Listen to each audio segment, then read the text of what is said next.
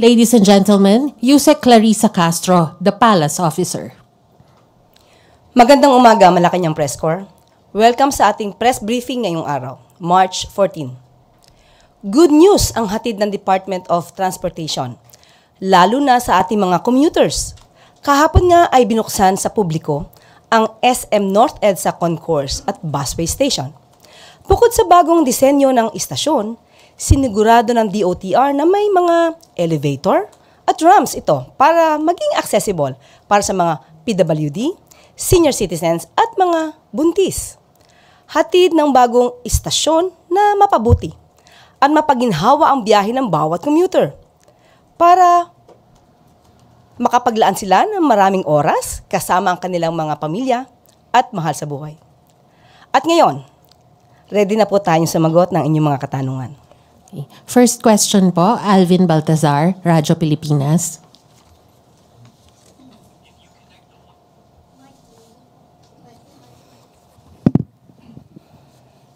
Yusek, magandang umaga po. Magandang umaga po. Yusek, meron pa po ba tayong ibang mga proyekto, government projects, kasama ang private sector para maging tuloy-tuloy yung magandang pagbiyahe ng ating mga kababayan, lalo na yung mga sumasakay sa train?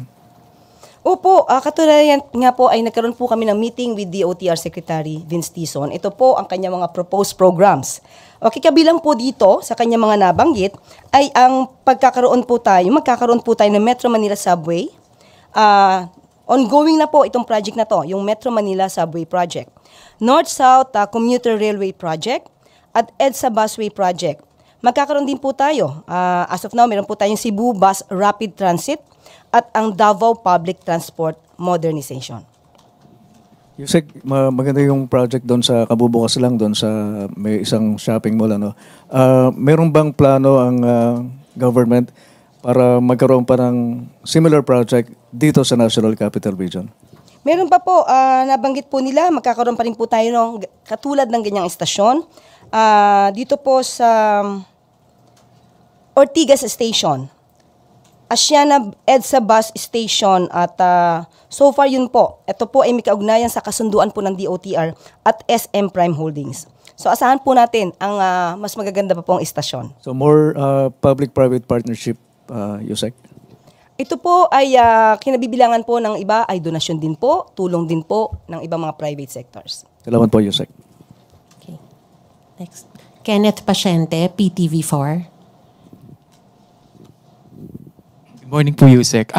Yusek, makakaasa po ba yung riding public na hindi lang po ito yung mga pagbabago para mapagaan po yung kanilang transportation araw-araw? Opo, sabi nga po natin, napakarami po talagang proyekto. Sa panahon po ni Secretary Vince Dizon, kung iisa-isahin ko nga po ito ngayon, mapapahaba po ang oras natin at baka hindi tayo matapos. Marami pa pong proyekto maliban sa aking mga nabanggit. Next question, Raquel Bayan from Radyo Pilipinas. Good morning, Yusek. How important is this project for the overall improvement of the EDSA busway alone? And maybe do you have figures, ma'am, kung how many commuters po yung magbe-benefit nitong project? Marami po. Parang, kung di po ako nagkakamali, libo-libo po talaga ang sumasakay, lalo na sa MRT.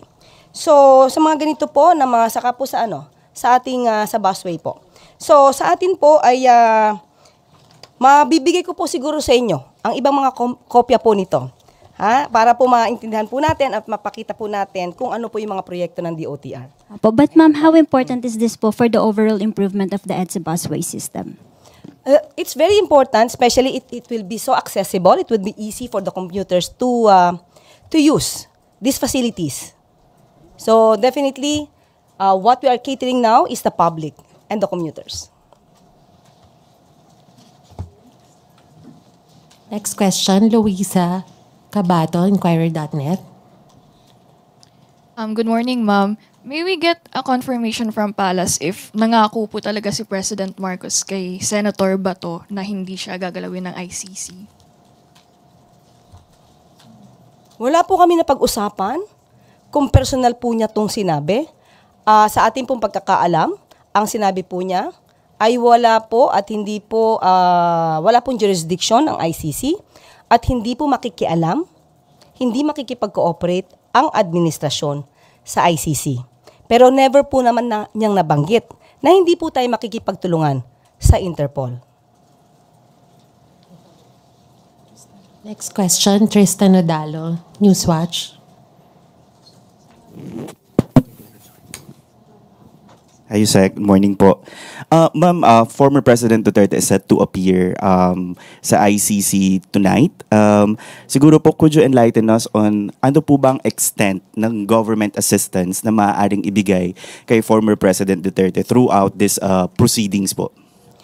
Wala po kasi tayong jurisdiction sa anumang gagawin po ng ICC. Sa kanilang mga procedures, wala pong jurisdiction.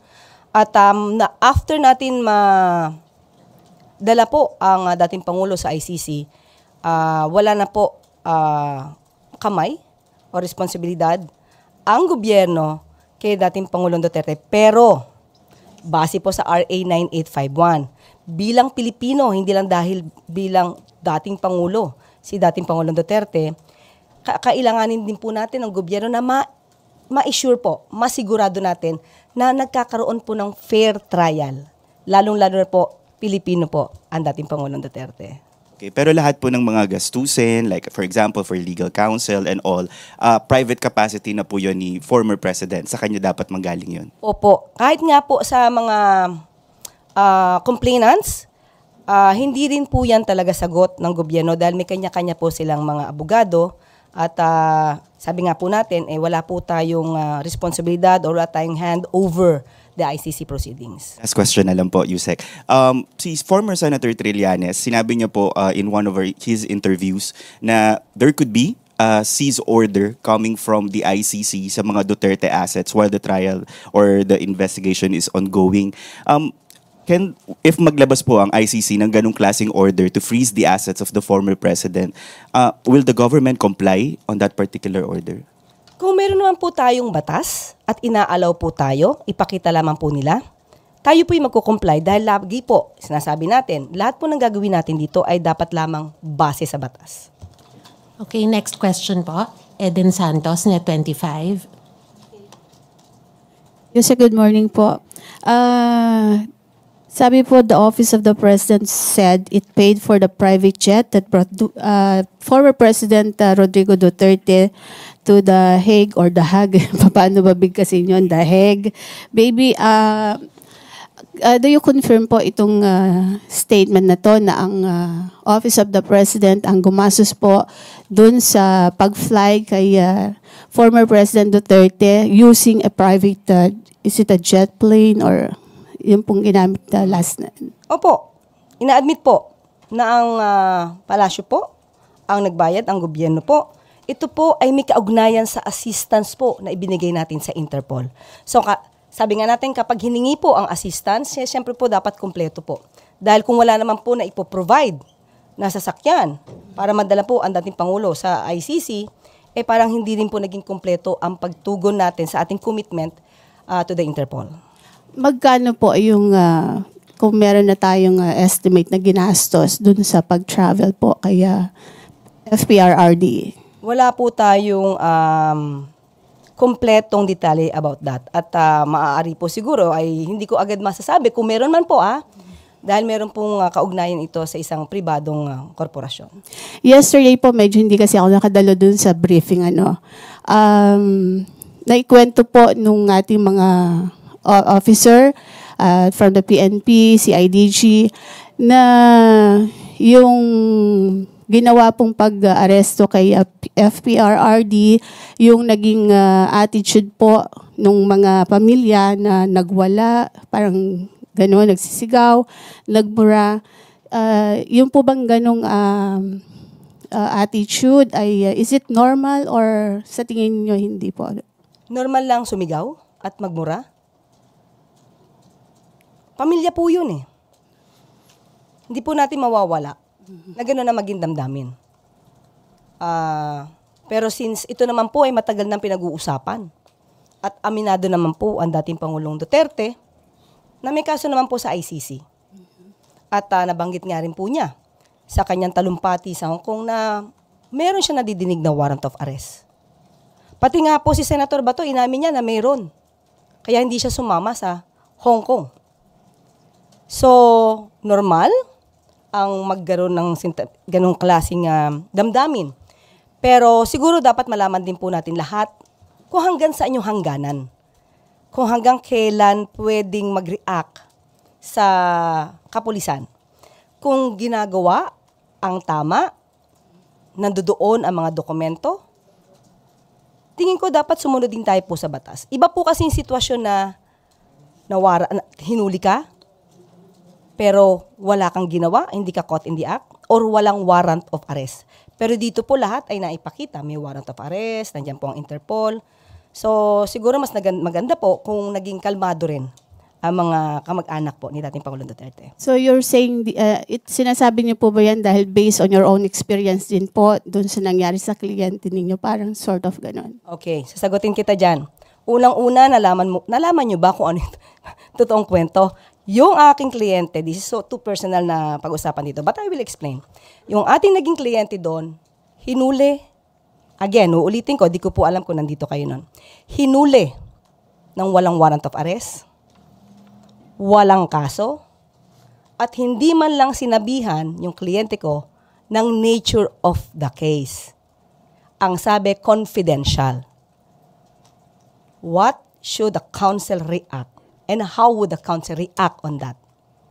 This situation of the former President Duterte, it's different from the case that I handled. There were violations committed by the police officers during that time, that's 2015. But in this case, all the documents, all the legalities, nobody can question that. Except maybe if they can use that for as a defense in their case. Thank you. Next question, Maricel Halili, TV5. Magandang umaga po. Ma'am, follow-up lang dun kay Senator Bato. Ano po yung nakikita natin na scenario once na nirelease na rin yung arrest warrant against kay Senator Bato de la Rosa? Pareho din po ba yung assistance na ibibigay ng government? Sa Interpol? Pareho pa rin po. Hindi po kasi tayo pwedeng mamili. Kung ito po ay ginawa po at nakipag-coordinate, makipagtulungan tayo sa Interpol dahil ang dating Pangulo po ang subject po ng warrant of arrest, hindi po tayo pwedeng mamili. Wala pong pwedeng special treatment. So kung mangyayari po to sa iba pang mga suspect na may warrant of arrest, basta valid po yung warrant of arrest at ito po ay na-course through the Interpol, gagawin pa rin po natin kung ano po yung dapat gawin ng gobyerno. Pero what will happen po? Kasi I understand Senator Bato de la Rosa has already talked to Senate President Jesus Cordero and he asked for the protection of the Senate. So paano pong magiging senaryo doon kung may kausap siya sa Senado? Hindi ko po alam kung ano magiging sagot ni Senate President patungkol dyan, hanggang saan yung protection na kanya maibibigay. Kung may warrant of arrest, abogado naman po si Senate President. Alam naman po niya kung ito'y valid. At pwede niya po na ikumpirma kung valid ang warrant of arrest. Hindi naman po niya siguro ikakalong at itatago ang masasabing suspect sa isang international criminal court. Last na lang po. Yesterday, Senator Bato de la Rosa mentioned that clearly it was a demolition job against him. Pero parang nag-benefit pa siya dun sa demolition job kasi tumaas daw yung kanyang survey sa Pulse Asia. Your reaction on that? Paano po magiging demolition job kung ito pong kasong to ay na-file na? Hindi pa po panahon ng eleksyon, hindi pa po panahon ni Pangulong Marcos. Ito po, naisampa po yata to kung di ako nagkakamali taong 2017. Matagal na nga po dapat noon pa po. Diba kung ito po ay hindi po nag-withdraw at alam naman po natin ang dahilan kung bakit nag-withdraw ang dating Pangulong Duterte dito sa Rome Statute. Siguro po, pag-usapan din po natin yung mga di umanong biktima. Hindi puro dapat sa kanila lang nakatuon ang atensyon ng tao. Hindi napapansin sa ngayon ano ang naranasan ng mga biktima. Ano ang naranasan ng mga pamilya na naiwan ng kanilang mga kamag-anak na naging di umanong biktima ng EJK. Bakit ngayon ang mga Pilipino hindi na nakikita yung mga namatay?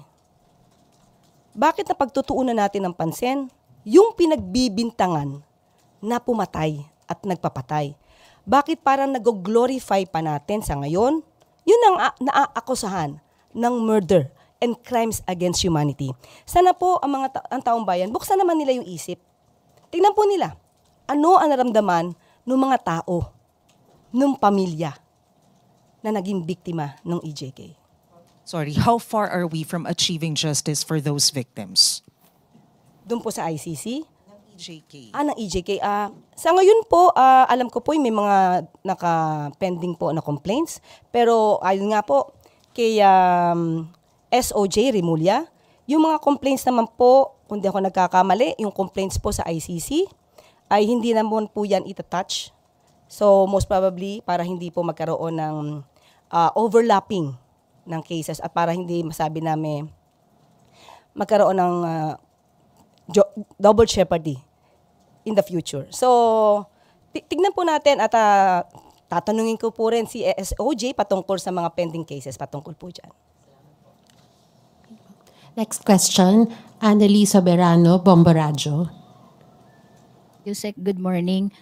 Kahapon po itinanggi na ng Armed Forces of the Philippines and PNP na walang sundalo, pulis ang nag-resign sa service bilang suporta kay dating Pangulo. Alam po ba ito ni Presidente at ano po ang kanyang reaksyon? Sa tingin niyo po ba ano ang motibo ng mga nagpapakalat nito at saan po ito nanggaling? Thank you. Marami po nagpapakalat ng iba't ibang kwento na wala pong katotohanan. Sa ating pong paningin, ang pagkakalat po ng mga gintong klaseng kwento ay para po mas lumaki ang simpatya sa dating Pangulong Duterte. Pero tandaan po natin, sabi nga po natin, ang mga taong bayan, sana po imulat nyo ang inyong mga mata. Tingnan nyo po kung ano ba talaga yung katotohanan. Muli, wag natin iwan yung issue ng extrajudicial killings. Meron pong mga namatay. Meron pong mga nagrereklamo.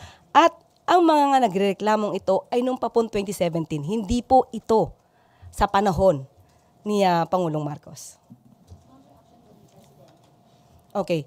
Sa mga nag-resign, wala pong katotohanan. Ayon po kay General Fajardo, wala pong katotohanan na may nag-resign. Kung ito man po ay may kaugnayan sa pag-surrender ng gobyerno kay dating Pangulong Duterte sa ICC through the Interpol, wala pong nagre-resign ayon po kay General Fajardo.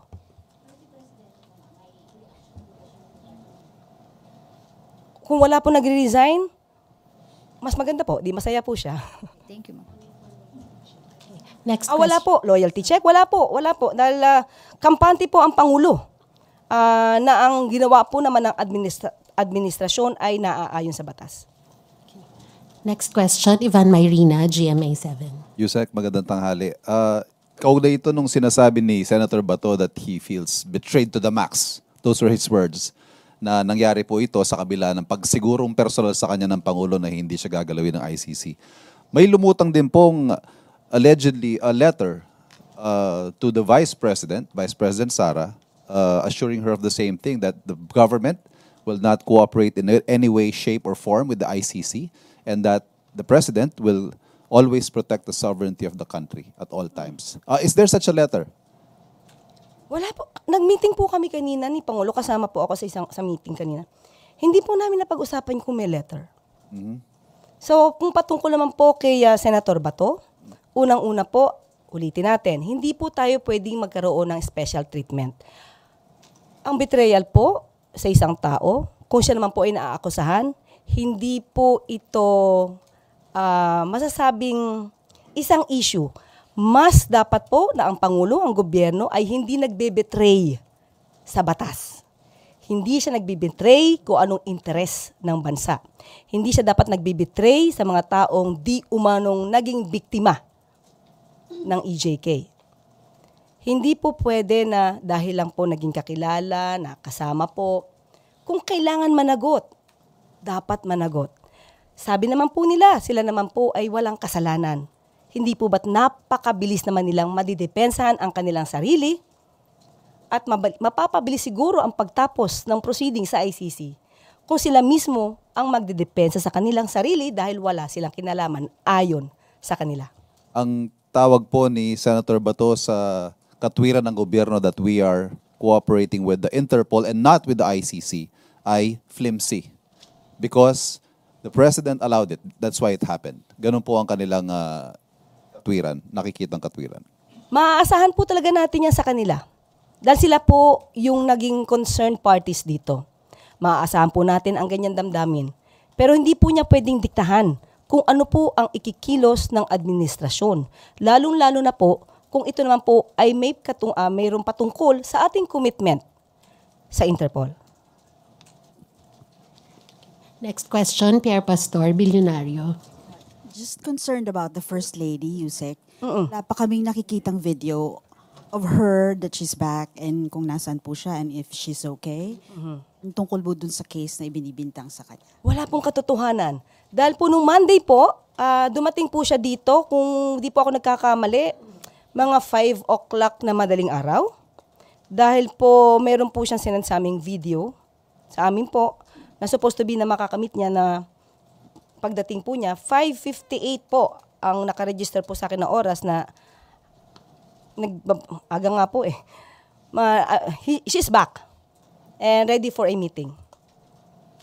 So wala pong katotohanan yung mga ibinibintang. Uli, mukhang ito na naman ay, ito yung masasabi nating demolition job. So wala pong katotohanan yon. Next question, Tuesday New, DZW. Good morning po, Yusek. Patuloy po yung pagkikilos protesta ng mga taga-suporta ni dating Pangulong Rodrigo Duterte. Nakita po ito kahapon sa iba't ibang lugar dito sa bansa. Paano po ninyo sila pakakalmahin para hindi po ito matuloy sa tinatawag na full-blown people power? Okay. Sa ngayon po, sabi nga natin, yung mga nakikisimpatya po sa dating Pangulong Duterte, karapatan po nila yan. Hindi po yan pipigilan. Karapatan po nila na malungkot, magdalamhati para kay dating Pangulong Duterte. Wala pa po tayong nakikita na maaaring makaalarma po sa administrasyon. Kapag po dumating na po yun, sa puntong iyon, at puro po kasinungalingan na talaga ang kanilang mga sinasabi at ito'y nakakaalarma na po sa maaaring epekto sa taong bayan, doon po kikilos ang gobyerno. Ma'am, follow up lang. Anong klaseng pagkilos na gagawin ng gobyerno kung sakali, ma'am?